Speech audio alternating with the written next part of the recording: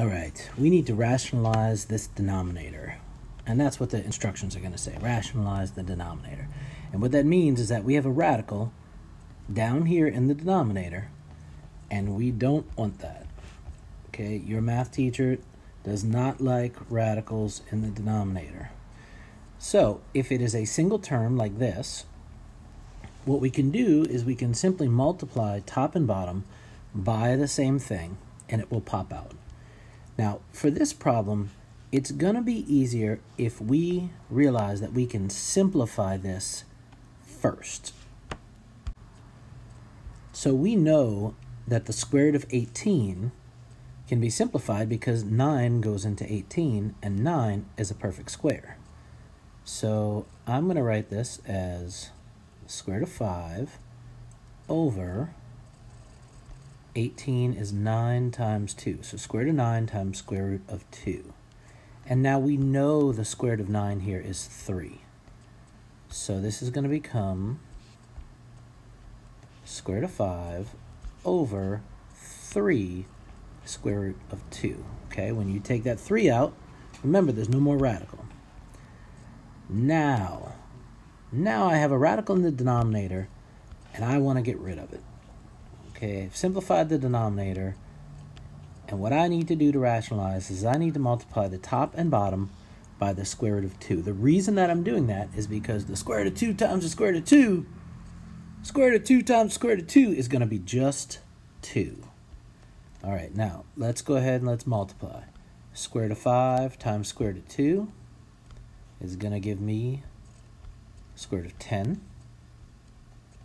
And now in the denominator, I have 3 square root of 2 times square root of 2.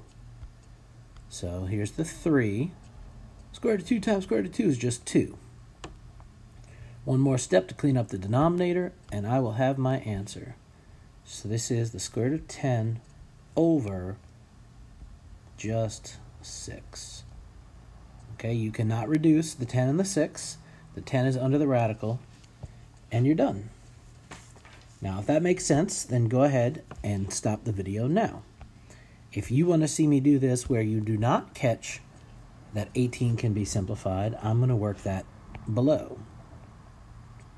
So let's see the case where we don't realize that 18 can be simplified.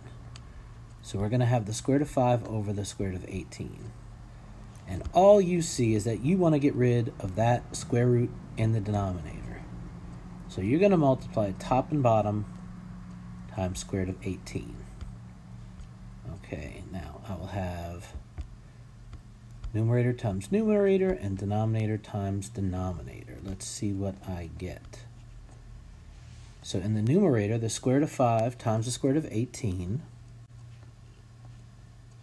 that is the square root of 90.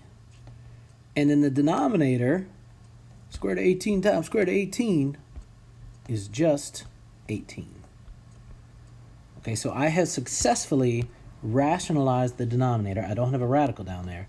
But now I still need to simplify the square root of 90. All right, and which one of my perfect squares goes into 90? Well, 9 does. So this is the square root of 9 times square root of 10 over 18. And I know the square root of 9 is 3. So this is 3 square root of 10 over 18. And now you have to simplify the fraction. You have to realize that 3 and 18 will reduce. 3 goes into here once, 3 goes into here 6 times. So this is now the square root of 10 over 6.